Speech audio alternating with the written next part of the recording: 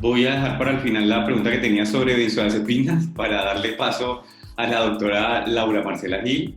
La doctora Laura Marcela Gil Lemus es médica en la Universidad Javeriana, es psiquiatra de la Universidad Javeriana y tiene estudios de maestría en cognitivo en Buenos Aires. La doctora tiene su práctica en este minuto en Santiago de Chile. Bienvenida, doctora, y muchas gracias por estar con nosotros. Bueno, buenas noches a todos. Gracias por acompañarnos en este ejercicio académico. Que mis colegas hablaron un poco del manejo, del abordaje inicial neurológico de las patologías psiquiátricas, la idea de cerrar esta charla de hoy es ¿por qué nace la salud digital? La idea de salud y de mi receta digital es precisamente poderle dar a estos pacientes una mayor calidad de vida, mejorar su acceso a los sistemas de salud. Para pensar un poco en los costos, ¿cuánto cuesta la demencia? Esto es un dato específicamente de la enfermedad de Alzheimer. Para el 2018 había 50 millones de personas diagnosticadas, aproximadamente, sabiendo que están subdiagnosticadas. Y para el 2030 serán 82 millones y el 2050 152 millones. El costo anual del manejo de estos pacientes para el 2018 $1 billón y para el 2030 $2 billones. Entonces estamos hablando de enfermedades que le cuestan mucho a todos los sistemas de salud y en Latinoamérica sabemos que nuestros países no tienen recursos suficientes para abordar estas patologías, empezando porque no hay suficientes médicos entrenados en el manejo, porque el acceso a los medicamentos que han mostrado eficacia tampoco es absoluto. Entonces, la pregunta es, ¿qué hacemos? ¿Qué hacemos con estos pacientes? ¿Cómo los ayudamos? ¿Por dónde podemos, a dónde dirigimos los esfuerzos? Los pacientes mayores de 60 años, el adulto mayor, tiene por trastorno neuropsiquiátrico un 6.6% de discapacidad total y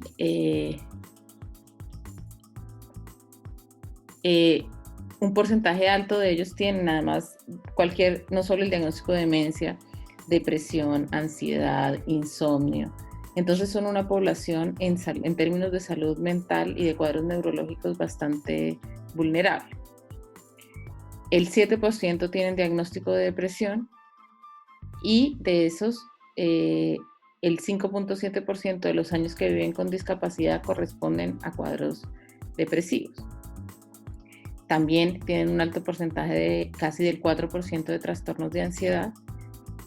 Un porcentaje alto abusa de medicamentos, en especial de benzodiazepinas. Es muy frecuente ver estos pacientes que empezaron de repente a tomar benzodiazepinas a los 40, a los 50 años y se han mantenido 30, 40 años tomando medicamentos, lo que también empeora su cuadro cognitivo. Y adicionalmente, una cuarta parte de las muertes en este grupo corresponde a suicidio, o sea que estamos hablando de un problema grave. Necesitamos desarrollar intervenciones tempranas, porque entre más tardío es el diagnóstico, más riesgos tienen los pacientes, más se complican y peor pronóstico tienen. Entonces, que los médicos de salud, de atención primaria tengan un buen entrenamiento en demencias es importante y que el cuidador o el paciente que tiene dudas acerca de estas quejas de memoria o de estos cambios de conducta puede acceder rápidamente a un especialista, claramente va a mejorar su pronóstico. ¿Por qué aparece la idea de usar la tecnología? Estos son datos del 2017 y yo creo que esto se va a ir ampliando.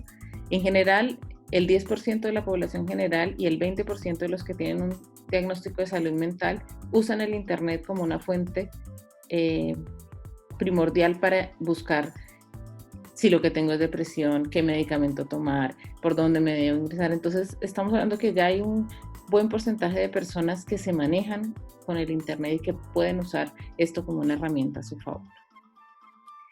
La telepsiquiatría se define como el uso de tecnologías de información y comunicación electrónica para apoyar la atención clínica en psiquiatría a distancia. Incluye no solamente una videollamada, también un correo electrónico, imágenes en vivo, información, manuales psicoeducativos, comunicación interactiva. En algunas zonas en Colombia, digamos, se ha probado hacer a través de videos informativos, de televisión. Es como poner a favor del paciente y del médico todas las herramientas en tecnología que tenemos disponibles. ¿En qué diagnóstico se ha notado que puede ser compatible la telepsiquiatría? En alcoholismo y abuso de sustancias, especialmente para hacer el seguimiento de estos pacientes cuando tienen ansiedad, cuando se enfrentan a una situación de riesgo donde podrían tener recaídas, envían un mensaje de texto, llaman a su terapeuta. En depresión y ansiedad, en trastornos de déficit atencional, en esquizofrenia, y aquí es llamativo, igual los pacientes con esquizofrenia tienen dificultades para hacer contacto. Les cuesta, digamos, el contacto persona a persona y se han hecho algunos estudios donde la telepsiquiatría es una herramienta para ellos que les permite conectarse de una manera más sencilla. En trastornos de alimentación también se hacen seguimientos de las pautas, de las conductas de riesgo, de los episodios de vómito y se van haciendo intervenciones sobre la marcha que son bastante útiles. Como ya lo dijimos, en depresión, en ansiedad, en daño cognitivo leve, en las demencias, en trastorno de pánico, en estrés postraumático. ¿Qué podemos hacer a través de la telepsiquiatría? Evaluar un paciente, hacer una entrevista diagnóstica, confirmar el diagnóstico cuando el médico general ya tiene una sospecha y requiere una consultoría, desarrollar programas de atención clínica, monitorizar la toma de medicamentos, monitorizar efectos adversos. Con mucha frecuencia uno da una indicación que al médico le puede parecer clara, pero que de repente el paciente entiende otra cosa, entonces termina tomándose el antidepresivo de noche y empeorando su insomnio. Entonces, esta es una herramienta que nos permite como hacer un seguimiento detallado. También se pueden hacer las evaluaciones de psiquiatría forense, reuniones o estudio de caso en los ámbitos académicos, intervenciones terapéuticas familiares e individuales, todo lo que hablaba de la importancia de psicoeducar al cuidador, de explicarle, de que él tenga también un espacio a través de la telepsiquiatría para resolver sus dudas, para comentar las situaciones difíciles. La farmacoeducación, decir cómo funciona este medicamento, por qué sí tomarlo, por qué no, qué le puede pasar si lo empieza a tomar. Todas esas son herramientas que podemos usar. En telepsiquiatría y en telemedicina también se pueden hacer las intervenciones no farmacológicas de demencia. Rehabilitación cognitiva, psicoestimulación, hacer talleres de memoria, los crucigramas y toda la serie de cosas que se hacen en terapia ocupacional, por ejemplo, desde neuropsicología, se pueden implementar a través de una plataforma de telepsiquiatría. Como ventajas del modelo, digamos, en el caso de psiquiatría, a diferencia de otras especialidades médicas, el diagnóstico es a través de una comunicación audiovisual, entonces no tenemos la limitación del ortopedista, el traumatólogo que tiene que examinar al paciente y ver el grado de compromiso articular, por ejemplo. Entonces eso nos permite poder tener diagnósticos certeros. Se ha mostrado ya, este estudio es, imagínense, del año 73, que ya es bastante antiguo, y ya ahí se demostraba que es posible desarrollar un vínculo terapéutico a través de telepsiquiatría, que es uno de los puntos, digamos, que más dudas genera, porque estamos todos acostumbrados a ir al médico, a ver al médico, pero igual se desarrolla este vínculo. Y para algún grupo de personas les resulta incluso más fácil conectarse con un psiquiatra virtual que presencial. En nuestros países, además, tenemos zonas rurales amplias donde hay pocos especialistas. Además, estos pacientes en general, los pacientes mayores, tienen dificultades de movilización, los que están institucionalizados, conseguir que el familiar venga, lo lleve a la cita, tienen que conseguir o un taxi o un auto pues que lo lleve, lo movilice. Entonces, aquí resulta la telepsiquiatría una herramienta útil para todas estas limitaciones. Se ha demostrado que es confiable la evaluación, que el diagnóstico, comparando, digamos, en estudios de qué diagnóstico haría un psiquiatra que presencial, un psiquiatra, entre comillas, virtual, hay confiabilidad clínica del diagnóstico, se pueden hacer tanto pruebas neuropsicológicas, examen mental y seguimiento. ¿Qué limitaciones tiene? Aún no hay estudios suficientes para ver qué pasa en largos seguimientos, a 10, a 20 años, aún no sabemos cómo les va a estos pacientes. Y, por supuesto, las situaciones ya más riesgosas, cuando hay un paciente que tiene ideación suicida, cuando es un paciente que está agresivo, que está agitado, cuando es un paciente que está con delirio y no sabemos si es por una infección urinaria, por un cuadro respiratorio. Claramente esas cosas no son tan fáciles de evaluar para telepsiquiatría, y ahí es cuando se necesita un buen entrenamiento del personal de apoyo para identificar tempranamente estas características y poder acudir al servicio de urgencias. Esto era lo relacionado con por qué desarrollamos una plataforma de salud digital. Muchas gracias, doctora Laura Marcela Gil. Hemos terminado las intervenciones. Yo tengo una pregunta pendiente. No sé si alguno de los participantes que están aún conectados tienen alguna pregunta. Estoy atento al chat para ver. Está con nosotros todo el doctor Espinosa, el doctor Guerrero y la doctora Gil. Parece que no hay ninguno. Yo tengo una duda respecto al manejo de las benzodiazepinas o al uso de las benzodiazepinas específicamente en demencia. Si bien lo hablaste, uno ve muchísimo uso de benzodiazepinas a dosis muy altas en pacientes con demencia. Y entonces, ¿cuál es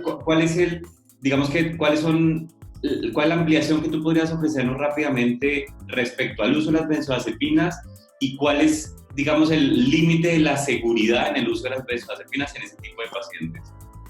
Abel o el doctor o cualquiera de los tres que me quiera aportarnos con eso. Si quieres, Abel, que empiece a hablar del tema. En primer lugar, por eso dejaba en la presentación un poco que es un uso interrogado. Las benzodiazepinas, tal como mencionaba Laura hace un par de minutos, desafortunadamente se han venido utilizando de una manera un tanto indiscriminada durante los últimos 10 años, tanto que la OMS ha emitido una suerte de alerta con respecto a la restricción del uso de las benzodiazepinas, ojalá a personal especializado.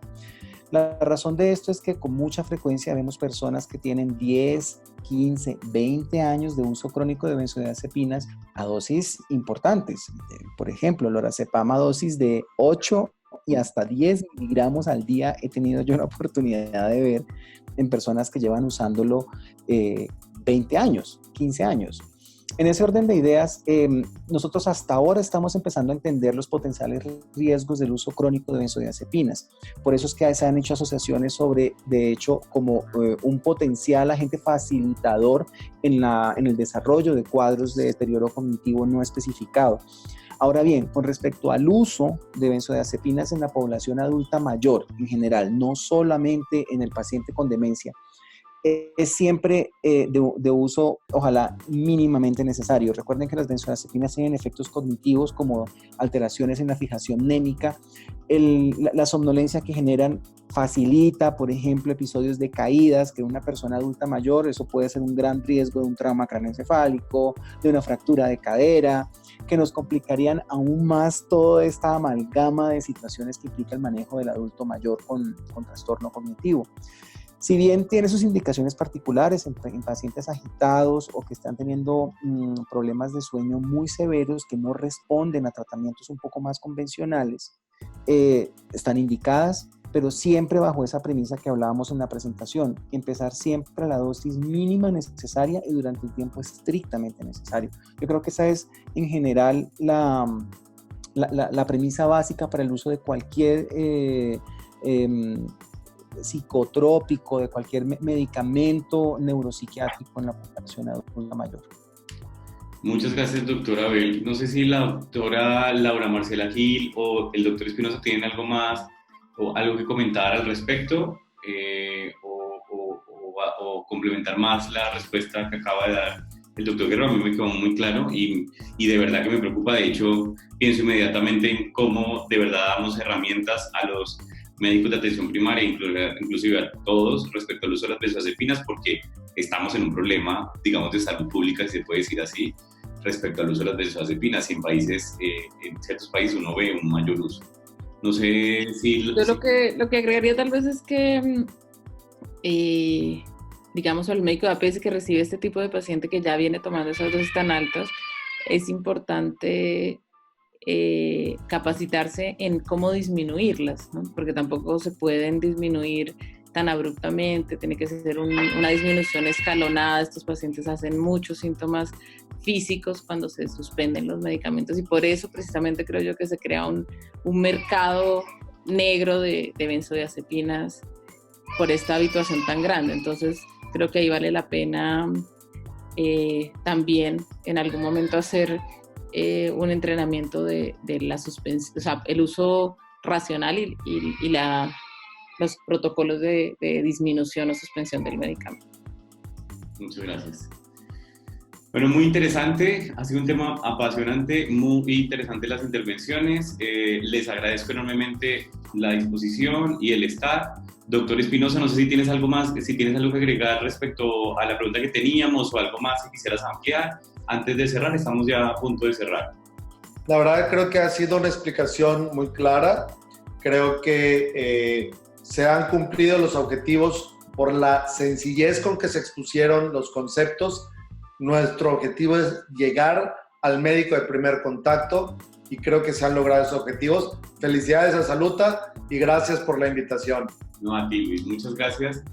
Doctor Guerrero, doctora Gil, muchas gracias por la participación, y a todos los que estuvieron con nosotros, a los que tuvieron que salir obviamente porque estuvimos por fuera de los tiempos, muchas gracias. La presentación y la grabación de este seminario web va a estar disponible en la página web de Saluta, www.saluta.org, y trataremos de hacerles llegar también a los que participaron y a todos los que estaban inscritos la presentación. Muchas gracias y estaremos en una nueva oportunidad en otro seminario web. Hasta luego, muchas gracias. Saludos desde México. Hasta luego, gracias. Hasta luego. Buenas noches a todos.